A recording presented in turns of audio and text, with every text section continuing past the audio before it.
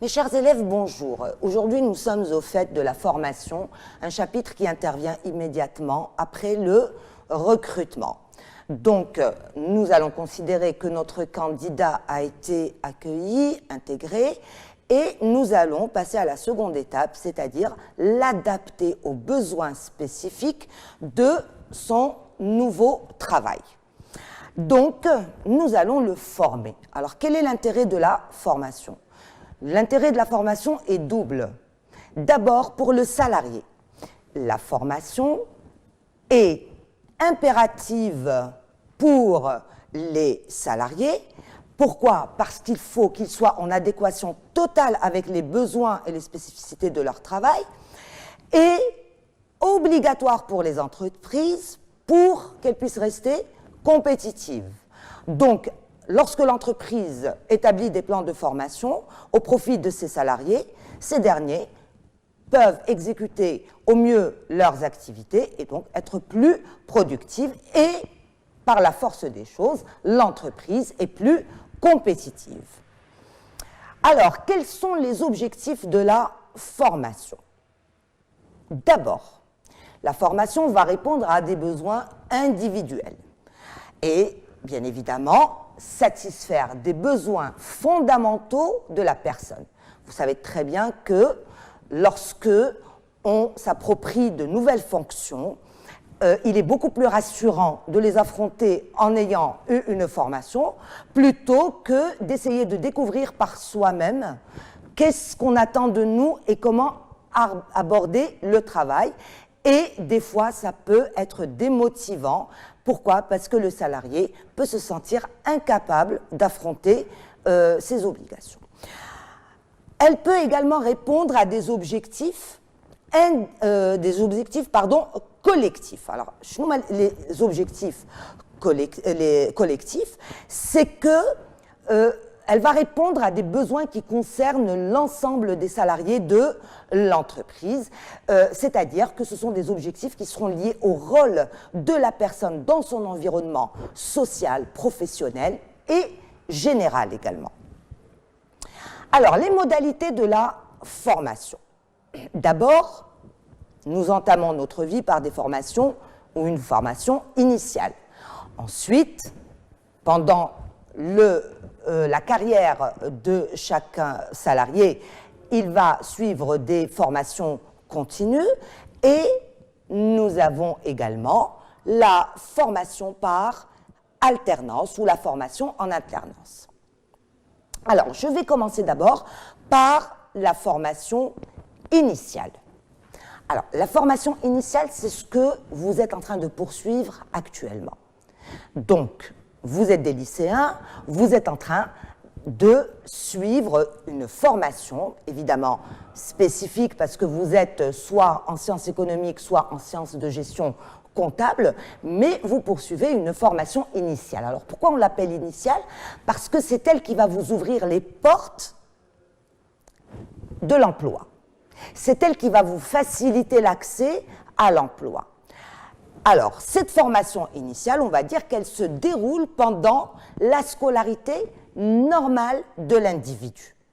Et elle va traverser plusieurs étapes. Alors, évidemment, elle va comporter d'abord une formation de base, donc celle plutôt poursuivie pendant le primaire. C'est une formation où on apprend à lire, à écrire et à compter. Ensuite, dans le collège, elle devient de plus en plus générale. Pourquoi ? Parce qu'elle va appréhender tous les aspects généraux des apprentissages, que ce soit en culture générale ou que ce soit en thèmes scientifiques, etc. Et inconsciemment, ça va vous mener un petit peu à vous orienter, ce qui a fait de vous des économistes maintenant ou des gestionnaires comptables. Pourquoi ? Parce que vous avez plutôt choisi une filière, d'accord, spécifique, d'accord, pratique. Donc, ensuite, on peut s'orienter vers une formation professionnelle. Et à ce moment-là, on ne parlera plus d'élèves, mais on parlera d'apprentis. Et donc, la formation professionnelle, elle se fait en 2 volets, donc évidemment théorique et pratique. Vous pensez bien qu'un mécanicien, il va apprendre par exemple tous les circuits électriques, mais tant qu'il ne les a pas manipulés, tant qu'il ne les a pas utilisés sur le terrain, il ne pourra jamais comprendre exactement ce qu'il a appris en classe. Donc là, il s'agit de la formation initiale. Donc cette formation initiale, c'est elle qui nous permet d'accéder à un premier emploi. Retenez bien, la formation initiale, c'est elle qui vous permettra d'accéder à un premier emploi. Admettons qu'à l'issue de votre formation initiale, bien sûr, à la fin de votre formation initiale, vous avez candidaté pour un certain nombre de postes, vous avez été retenu et donc vous avez intégré le milieu professionnel, donc vous entamez votre carrière. À ce moment-là, va intervenir donc la formation continue. Alors, cette formation continue, d'abord, c'est un outil de management. Pourquoi c'est un outil de management? Pourquoi? Parce qu'elle va se dérouler en adéquation totale avec les objectifs de l'entreprise. La formation continue constitue donc un moyen d'amélioration ou d'acquisition de nouvelles connaissances, de nouveaux savoir-faire, de culture et des compétences et personnelles et professionnelles au-delà de la formation initiale. Effectivement, à l'issue de la formation initiale, on peut être un bac+5, mais on ne sera jamais en adéquation avec les besoins spécifiques de chacune des entreprises. Vous pouvez travailler dans 2 entreprises concurrentes et chacune aura ses spécificités et aura ses propres besoins en termes de qualité de formation. Donc, cette formation continue va s'adresser aux jeunes, aux moins jeunes, ceux qui sont déjà engagés dans la vie professionnelle. Donc, je ne parle de formation continue qu'à partir du moment où j'ai déjà entamé ma carrière professionnelle. Donc on se répète, la formation initiale va nous permettre d'accéder à un premier emploi, la formation continue va nous accompagner tout au long de notre carrière. Alors, cette formation continue, j'ai dit que c'était un outil de management. Pourquoi? Parce qu'elle va accompagner les objectifs de l'entreprise. Quels seront ces objectifs? 1. La valorisation des ressources humaines. Donc, une entreprise qui établit un plan de formation va d'abord viser à valoriser ses ressources humaines. Donc, ils ont déjà une valeur, mais elle va augmenter leurs compétences. Elle va les adapter aux nouvelles technologies. Elle va les mettre au diapason de ses propres évolutions. Donc, deuxième chose, la formation va opérer des ajustements aux exigences du marché de l'emploi. Donc, vous savez très bien qu'il y a beaucoup d'innovations dans le domaine entrepreneurial. Alors là, l'entreprise, elle doit se mettre au goût de ces innovations et intégrer systématiquement un plan de formation pour accompagner ces évolutions-là. Donc, pour aider les entreprises dans ce sens-là, ce plan de formation sera rigoureusement mis en place, surveillé, suivi, évalué. Enfin, je voudrais parler de la formation en alternance, ou on appelle ça la formation par alternance. Alors, pourquoi l'alternance? L'alternance, c'est alterner entre la théorie et la pratique, alterner entre le contenu et la mise en pratique de ce contenu. Donc, cette formation par alternance, elle va tout simplement associer un enseignement théorique, d'accord, et un enseignement pratique, ce qu'on appelle les stages pratiques en entreprise. Donc, elle peut prendre la forme d'un contrat d'apprentissage ou d'un contrat de professionnalisation. Donc, elle va associer évidemment ces 2 volets, le volet théorique et le volet pratique, c'est-à-dire le volet application. Elle aura pour objectif d'acquérir une qualification professionnelle. Donc, cette formation en alternance, elle ne concerne pas uniquement la formation professionnelle dans les centres de qualification ou autres, mais elle peut carrément s'intégrer à des cursus supérieurs, à des cursus plus élaborés. Donc, 3 modalités, la formation continue, la formation initiale et la formation en alternance. Donc, je rappelle, donc la formation initiale, c'est elle qui va me permettre de trouver un premier emploi. La formation continue, c'est elle qui va m'accompagner pendant toute ma carrière professionnelle. Et la formation en alternance, elle va associer un enseignement théorique et un enseignement professionnel, d'accord, dans le cadre soit d'un contrat d'apprentissage ou dans le cadre d'une professionnalisation. Donc, maintenant, comment mettre en place la formation continue? Donc, vous avez compris que nous sommes dans le cadre de la gestion des ressources humaines. Donc, nous sommes des ressources humaines, nous sommes en contrat avec une entreprise, donc il n'est pas question ici de formation initiale, ni de formation par alternance. Donc, nous allons nous concentrer sur la formation continue. Alors, comment se met en place cette formation continue? Tout d'abord, il y a un travail en amont qui va se faire par l'ensemble de la direction ou des directions de l'entreprise en concertation avec la direction des ressources humaines et le comité d'entreprise. Pourquoi? Pour tout simplement déterminer ensemble les objectifs et les résultats attendus. Objectifs de l'entreprise, donc en adéquation avec les objectifs de la formation et quels sont les résultats qu'on attend de cette formation, c'est-à-dire quelles sont les compétences qu'on attend de nos salariés. Donc à partir du moment où nous avons défini nos objectifs et les résultats attendus, il devient nécessaire de définir évidemment nos besoins et établir un diagnostic. Alors, les définitions des besoins, donc de quelle formation, sur quelle formation nous allons mettre l'accent, quelles seront celles qui seront prioritaires par rapport à d'autres, etc. Et on fait un diagnostic de la situation pour parer aux priorités. Ensuite, nous allons établir des objectifs de performance. Qu'est-ce que j'attends de mon salarié? Qu'est-ce que j'attends de mon collaborateur? Quand il ira en formation, à son retour, quelles seront les compétences dont il devra faire preuve? Ça, il faudrait le savoir avant de mettre en place le plan de formation. Alors, de quoi est-ce qu'il a besoin? Soit il a besoin de formation pour ajuster ses connaissances, ajuster ses compétences, pardon, soit c'est quelqu'un de très compétent mais qui a des difficultés d'ordre personnel. C'est quelqu'un qui n'est pas communicant, c'est quelqu'un qui n'arrive pas à établir des liens, des relations avec ses collègues, etc.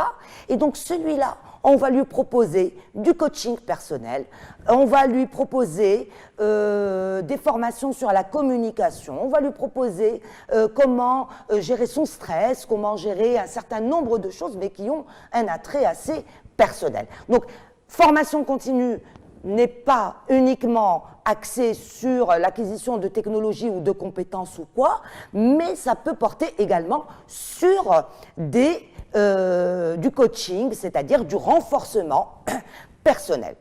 Donc, à partir du moment où on a déterminé les objectifs et les performances attendues, est-ce que ce sont des performances personnelles ou des performances professionnelles? Là, on va mettre en place notre plan de mise en œuvre, c'est ce qu'on appelle le plan de formation.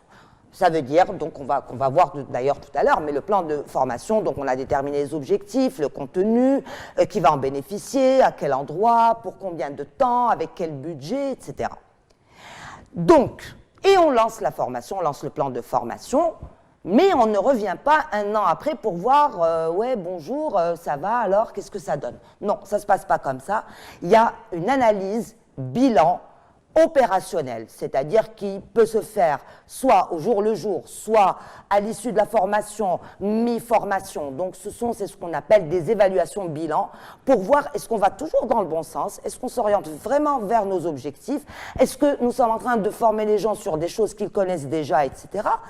Et ça pourrait nous écarter un petit peu des objectifs établis au départ. Donc il faut faire bien évidemment cette analyse bilan-capitalisation de manière très régulière, d'accord, très assidue, pour pouvoir vérifier si nous allons dans le bon sens ou pas. À partir du moment où nous avons atteint nos objectifs, nous sommes satisfaits de notre bilan, nous sommes convaincus de la capitalisation de tout ce qui a été acquis, nous en avons eu la preuve, nous avons fait des entretiens d'évaluation, nous avons observé nos collaborateurs et nous avons vu qu'ils avaient beaucoup plus d'aisance à travailler. Eh bien maintenant, il va falloir penser à transférer toutes ces compétences. Alors, qu'est-ce que le transfert de compétences ? Il y a deux cas de figure. Tout dépendra des moyens et de l'urgence de l'entreprise. Donc, soit nous sommes satisfaits de la formation et nous allons la généraliser, soit nous sommes satisfaits de la formation, nous voulons la généraliser, mais nous n'avons pas les moyens. Alors, il y a une solution. C'est que les personnes qui ont suivi la formation peuvent dupliquer cette formation auprès de leurs collègues. C'est ce qu'on appelle l'effet cascade. Alors, c'est beaucoup plus probant que de suivre cette formation devant un formateur. Pourquoi? Parce qu'on accepte mieux quand ça vient de nos collègues, on accepte mieux quand ça vient de gens qui sont proches de nous, etc. Donc, on va transférer les compétences. Alors, je reviens sur le plan de formation. Alors, le plan de formation, ce sont les moyens qui sont mis au service du développement de l'entreprise pour gérer les besoins en compétences actuelles et futures. Alors, qu'est-ce que le plan de formation en clair? Eh bien, ce sont toutes les actions de formation qui seront entreprises au sein de l'entreprise sur une durée d'un an. On n'intervient pas sur une semaine ou sur un mois ou sur 3 mois. Un plan de formation, c'est un plan annuel sur lequel seront programmées l'ensemble des formations qui seront dispensées au profit des salariés. Alors, ce plan de formation va prévoir évidemment 3 points. D'abord, 1, bilan de compétences. 2, une validation des acquis d'expérience. Et 3, une lutte, par exemple, contre l'illettrisme. Alors, qu'est-ce que le bilan de compétences? Le bilan de compétences est un bilan qui va être fait à la demande du salarié. Pourquoi? Parce qu'il a des doutes sur ses capacités, sur ses compétences, et il va demander des ajustements.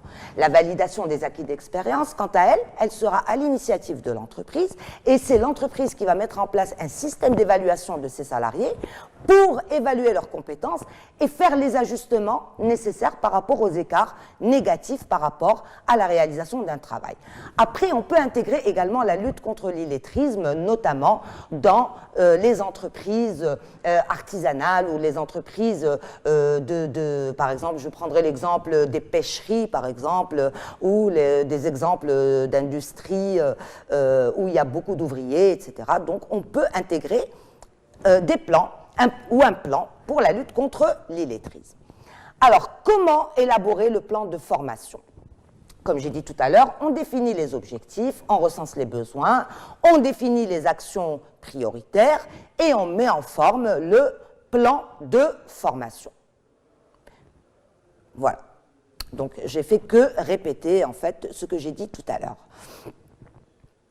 Ensuite, nous allons présenter le plan aux instances. Donc, un plan qui n'est pas validé par le comité d'entreprise, il ne sera pas mis en application. Pourquoi? Parce que le comité d'entreprise intègre des instances comme le délégué du personnel, les délégués syndicaux, qui vont garantir la qualité en termes de contenu, de prestataires, etc., qui va garantir la qualité de ces formations et qui va s'assurer qu'elle sera réalisée dans les meilleures conditions pour les collaborateurs. Ensuite, on diffuse le plan de formation, on réalise et puis on revient sur ce plan de formation pour faire un bilan capitalisation et vérifier si ça a été en adéquation avec les objectifs ou pas. Donc, jusqu'à ce stade-là, j'aimerais que vous reteniez d'abord deux choses. D'abord, les modalités de la formation. D'accord? Ensuite, j'aimerais que vous intégriez, jusqu'à ce stade-là, hein, je précise, jusqu'à ce point-là, les éléments du plan de formation. Alors, donc, les éléments du plan de formation, donc je reviens sur le recensement des besoins, va déterminer la définition des actions prioritaires.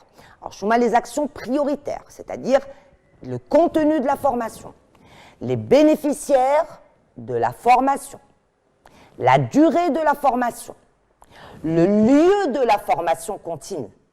Est-ce qu'elle va se faire à l'intérieur de l'entreprise ou elle va se faire à l'extérieur de l'entreprise?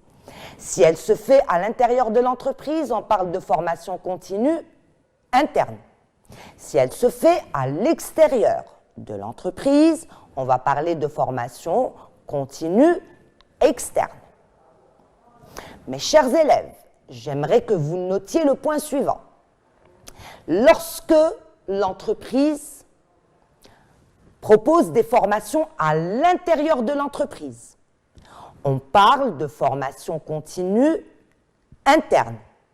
Même si c'est un organisme formateur qui vient de l'extérieur pour faire la formation, mais à partir du moment où elle se fait à l'intérieur de l'entreprise, ça sera une formation continue interne.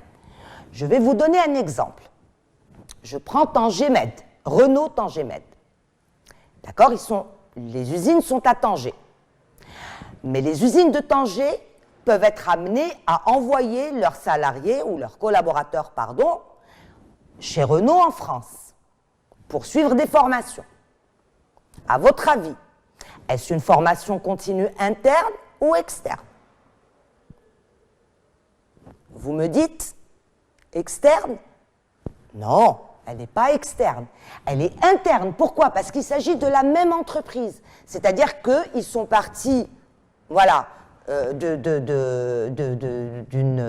enfin, je ne dirais pas une succursale, mais ils sont partis voilà, d'un point d'intervention de l'entreprise, même s'il est au Maroc, et ils vont bien évidemment aller en France, mais on reste toujours chez Renault.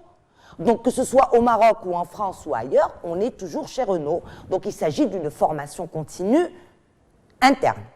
Maintenant, si je décide de faire la formation dans un établissement de formation à l'extérieur de l'entreprise, par exemple, je me réfère à la formation professionnelle, ou je vais me référer, par exemple, à une grande école de commerce, ou je vais me référer à une école d'ingénierie, mais qui est à l'extérieur, et donc que mes salariés vont suivre, pardon, la formation dans cette école d'ingénieur, et bien ça sera une formation continue externe. Donc je récapitule, vous devez retenir à ce stade-là les objectifs de la formation, son intérêt aussi bien pour le salarié que pour l'entreprise, les modalités. On a dit formation initiale, formation continue, formation en alternance. Vous devez intégrer le plan de formation. Vous devez intégrer les éléments du plan de formation. Vous devez également faire la distinction claire entre une formation continue interne et une formation continue externe. Donc, j'ai envie également de revenir sur le fait que l'élaboration du plan de formation est assurée sous la responsabilité pleine et entière du chef de l'entreprise, après consultation des représentants du personnel. Donc nous avons vu dans les instances de représentation du personnel, dans l'introduction à la gestion des ressources humaines, nous avions déterminé les rôles des délégués du personnel, ou des représentants du personnel, les délégués syndicaux et le comité d'entreprise. Dans le cas de la formation, c'est le comité d'entreprise qui doit impérativement valider le plan de formation, d'accord, avant son exécution. Donc, vous allez me dire, madame, je n'ai pas compris ce qu'est le plan de formation. Ben, le plan de formation, c'est le processus